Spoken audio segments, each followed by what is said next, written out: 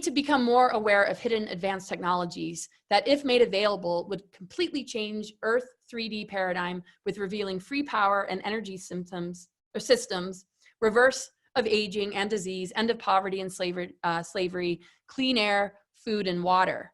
So there are hidden advanced technologies that can help with all of this. And any sort of advanced technology that can help us to purify our air, our food, our water, the earth elements, and connect with, you know, free energy and the reverse of aging and disease are actually technologies that are connected with our true DNA potential and what cosmic and natural law is already encoded with.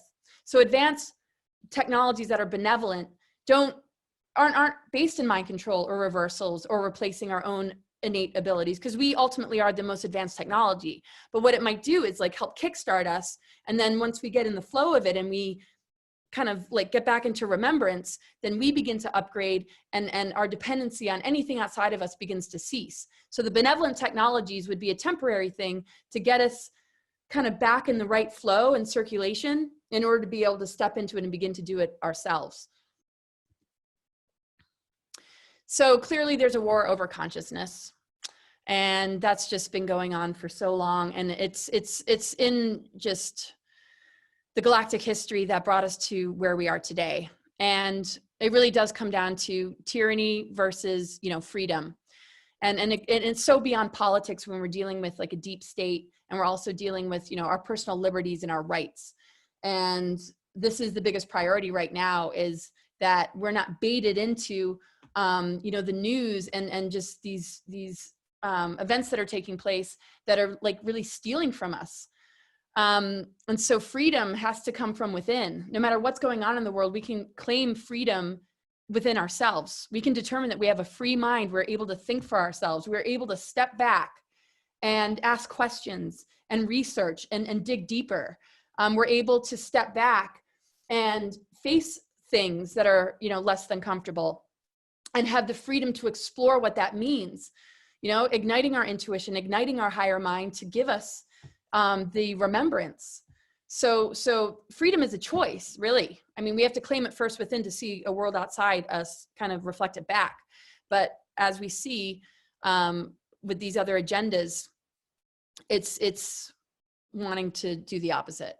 So we don't want to get sucked into the AI system, which is generated by parasitic beings connected with those hybrid families who are pulling strings from behind the scenes. And again, you got to take what resonates and leave the rest. You might not agree with everything I'm saying. And I don't find like anger when somebody doesn't agree with me. And this is what I find so interesting. The ones that get really angry and belittling and insulting when you don't feel the same way as they do, that's a clear red flag that they're not connected with truth, because truth is not cruel. Truth is compassionate. Truth doesn't feel threatened by non-believers because it stands on its own. It doesn't need to be fed. It's not vampiric. Truth is strong in who it is. Truth stands the test of time. Truth is what we are holding as a sacred flame in the hopes that people will find it within themselves, but it doesn't need to go to war. It doesn't need to attack others or feel threatened by their lack of being in agreement. So I'm not the kind of person that feels threatened by other people feeling different, but I do feel called to hold compassion and to be a resource of information to hopefully help them to see that we're made of so much more, and that, you know, there's love and compassion and understanding and absolute forgiveness, because we've been played for so long. It is so hard for people to just let go of this reality and all of a sudden trust something that they've never been shown. It was never passed down to them in their family lines. It was never given to them in the school systems. And sometimes that's all people can, you know, think about. But there are a lot of groups of individuals that were born with really, really strong memories, that were, you know, at a young age, like contacted or a lot of attention was put on them to stay aligned with a mission, to not lose themselves to these things, because we're all like up against indoctrination, television, and you know, all these things. So it takes a very strong soul to be able to hold themselves in the face of all of this.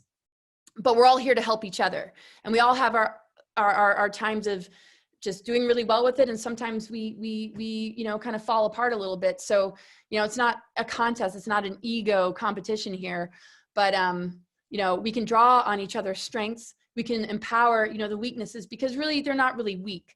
They are inevitable wounds that we're going to have to address. And we have contracts and agreements to hold some of these wounds. So when we're born into certain family lines, or we're born onto this planet, we have an agreement to connect with part of that greater wound.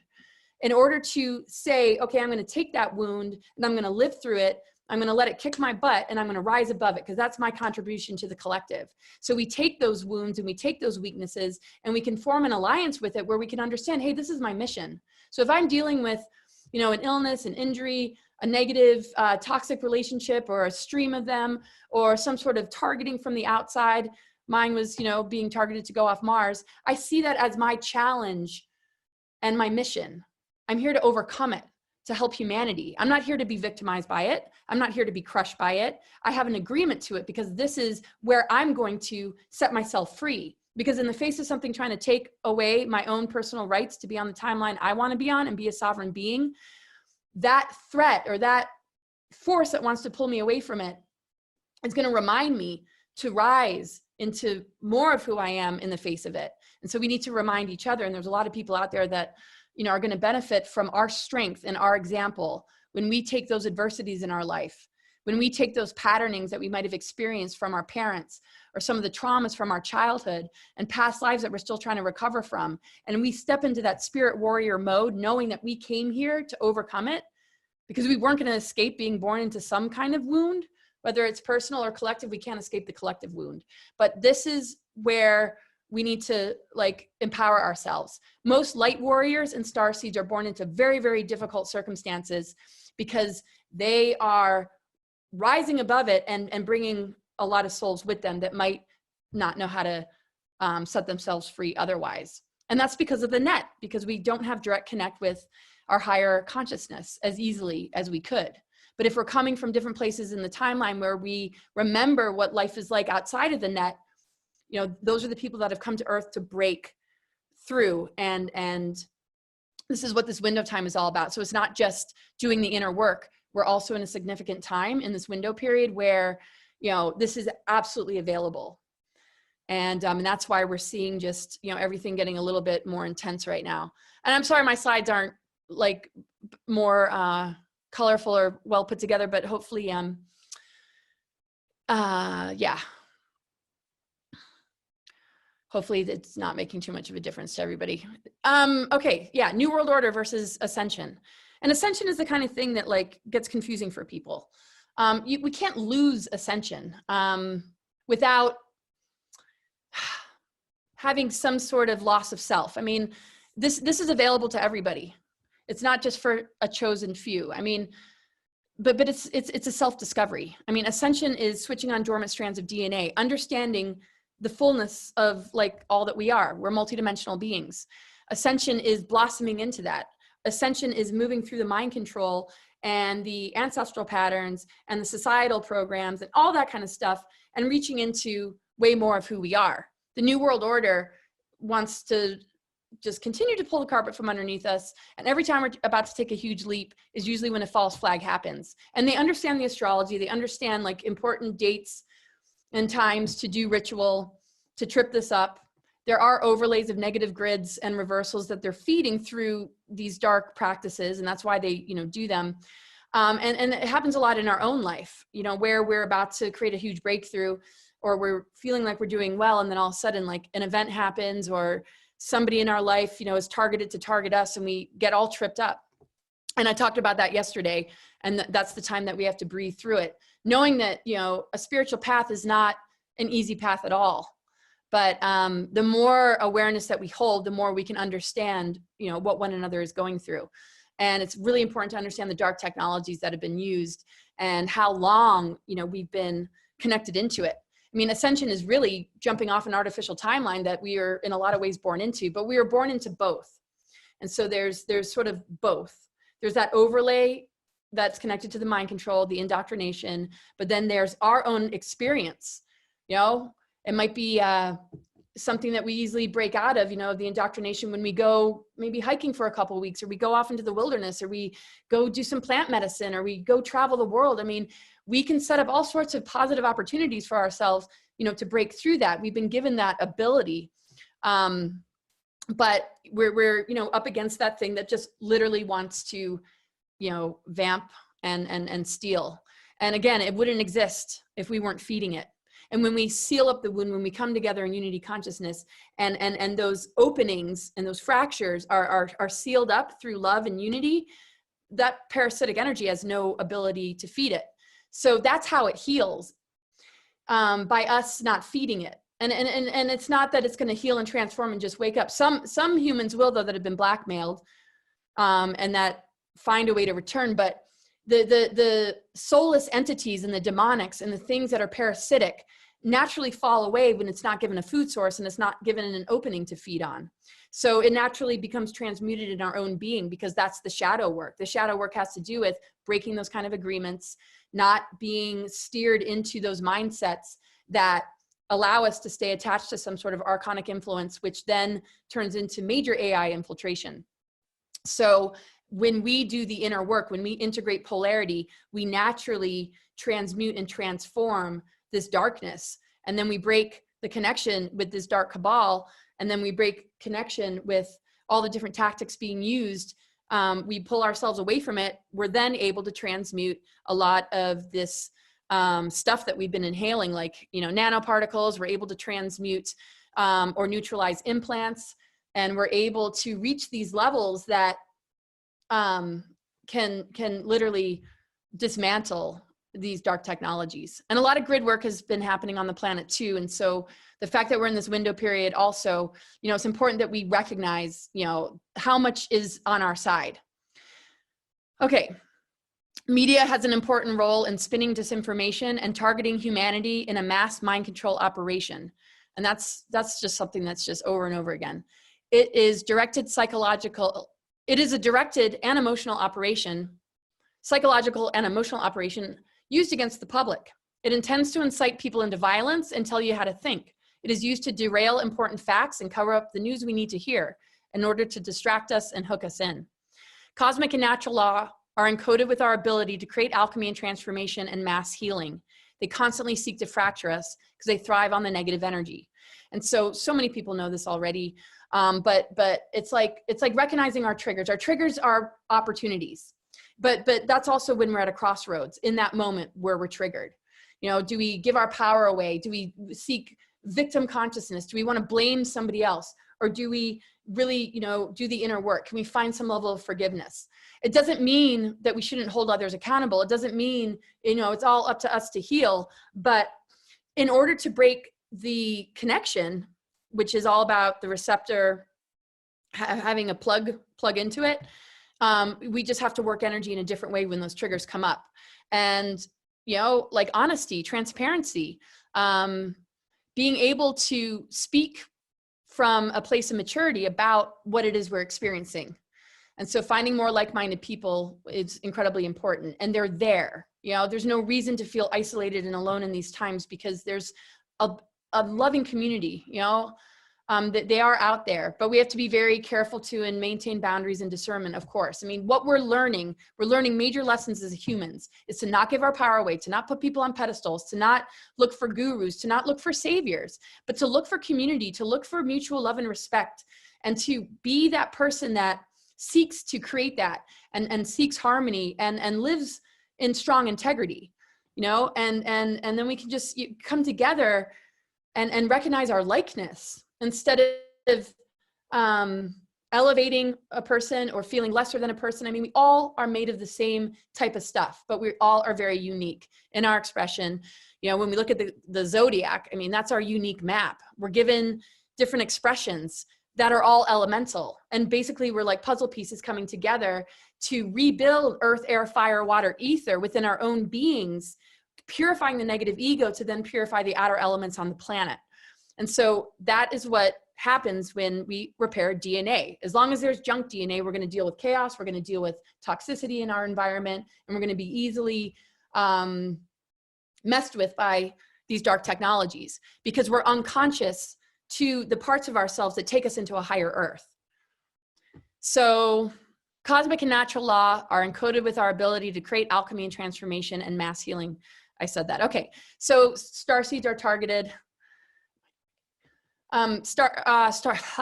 Targeted star seeds, yes. And that's pretty obvious, right? You go to school, you can't sit still, you are interested in other topics than what you're being given in the curriculum, and you become a problem child, right?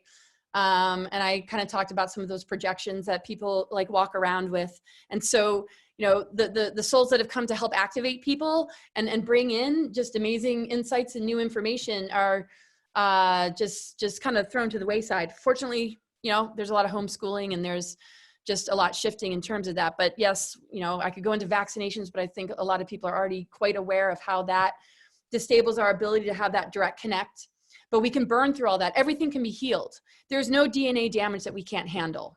The thing is, it's about frequency, right? So if there's heavy metals, if there's toxicity in our body, the frequency doesn't allow us to connect with something that's pure. So we just have to purify ourselves. We have to remove those toxins. We have to allow our consciousness to come in and transmute these things to regain connection with our purer self, our magical child, our, you know, ability to, you know, kind of work with all this. So what happens though with the vaccines or any sort of implants or any like of these heavy metals or the things that are in our food that affect our pineal gland and like fluoride in our water is because it shifts our vibration. We forget certain things. And that's when we might tune into the television. You know, we're dumbed down to a certain point where the vibration of our being just sort of loses itself to the frequencies of these different, you know, toxins and chemicals. But, you know, if we recognize that, that's when we can begin to do something about it. Just like an addict, if they recognize they have an addiction, if they want to do something about it, they've already done the hard part. So if a person, you know, can recognize, wow, okay, I did get, you know, I did ingest a lot of fluoride when I was a kid, or I've been exposed to all these sort of different chemicals, you know, just that knowingness and saying, I know there's more to me. You know, people are going to be able to rapidly heal from this stuff because these implants and these heavy metals is what keeps us linked into the nets. Because, you know, it's like the nanoparticles in the air, it's in our food, it's in our water, and it actually links us to each other, which helps to create sort of like movements where, you know, that's kind of what trends come from and like where we see social movements. Well, there's a lot of natural social movements that have nothing to do with what we see on the television. It has to do with what we're connecting on and what we're rebuilding as we come together in a unified way. So the biggest thing that gets in our way is obviously the television. And I know a lot of us let go of that a long time ago. So I know I'm preaching to the choir in a lot of ways, but, you know, hopefully, you know, there's a lot to learn here too, and maybe information you can share with people who might otherwise not want to give it the time of day. Divide and conquer is super obvious, right? When the human race is divided, we are easily infiltrated and conquered, and parasites feed on unhealed wounds. So unhealed wounds are literally like very, very vulnerable to germs, parasites, right? I use sort of the metaphor of, which isn't a wound, but, you know, when we make a meal, if we leave a bunch of food out on the counter, it's going to attract germs. It's going to create mold. It's going to attract mice and rats, like things that aren't so pleasant. You know, we have to clean our physical space in order to have a healthy environment. So when our mental bodies become stuck in belief systems that don't serve us, that aren't a part of a greater circulation with our higher mind in the ether, those dead energies in our mental bodies and emotional bodies attract parasitic germs. And this is kind of what we're dealing with, is unhealed wounds in our emotional bodies, in our mental bodies, in our spiritual bodies, and then in our physical bodies, of course. But the laws and principles that we see in the physical plane are the same in these other levels of ourselves. So if we know that keeping a clean environment will keep the bugs and the germs away, you know, we have a spiritual immune system. So there's germs and bugs that are going to come to an environment that's not purified or not clear, that's holding on to something that doesn't serve it, that is stagnating or needing to be composted, right? So when we do energetic maintenance, we can imagine ourselves just letting something go, letting it compost into the soil, into the womb, into our own dark, to give it nutrients so that we can create new growth from our higher mind. So it's all a part of a alchemical process that our body is constantly capable of doing, but mind control absolutely stunts our growth, and our inability to accept certain adversities and misunderstand them or fear them is also what stunts our growth. So basically the mind control of society is built to stunt our growth. If we don't allow it to stunt our growth, we know exactly what to do. It might take a little bit of remembering, but this is what we're here to do for each other, is to remind each other of what we are made of, and we all carry different pieces. So when you look like at a zodiac, somebody might have like a ton of planets in the 12th house, and they might connect with somebody who has a ton of planets, you know, in the 7th house, or, you know, and it's like they're holding something that you might not naturally gravitate towards, but that's still a part of you, because we're every sign of the zodiac. We're every house of the zodiac. It represents our 12-strand DNA. Now we got the 13th sign. So that also shows, you know, similar to how the root races work, that we find connection with people that have elemental energies that we might need to connect with, or we might need to, you know, put together. And this is what helps us to rebuild to the point where we are going to break through that wheel of necessity. We're actually going to move into the 0 point, and actually, you know, the zodiac won't even be needed anymore. But right now, this map is teaching us where are we stuck, where are the possibilities for a great activation. And once we get a grip on it and move out of the lower octaves of the planetary energies, and we move into the 0, which is now available like never before, the actual chakra system changes, and the necessity of the zodiac changes. And we don't need to know our astro chart. It certainly is helpful, but I mean, the way that these charts look and the way we work with them is going to be, you know, very different. This is very much still a part of a 3D map that holds a lot of portals and gateways into the next level. And if we understand the map well enough, we'll understand where those gateways are, what we need to do to integrate them, so that we can be free of these things that keep us in a loop.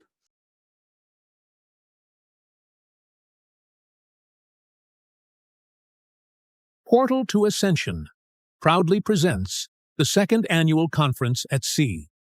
Step aboard the Celebrity Infinity for Mystery School at Sea, an extraordinary 10-day voyage through the mystical lands of ancient Greece and Turkey, sailing from March 20th to 30th, 2026.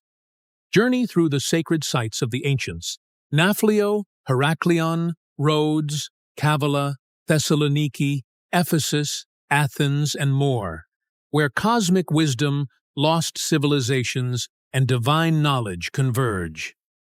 Featuring world-renowned authors, researchers, and channelers, guiding you into the deep memory of these sacred lands, unlocking past lives, sacred geometry, and the hidden consciousness of the ages. Immerse yourself in transformative lectures, hands-on workshops, and exclusive special events, each custom-tailored to help you remember that you are an initiate of the Mystery School. This isn't just a cruise, it's a portal to higher awareness, an awakening to the wisdom encoded in your soul.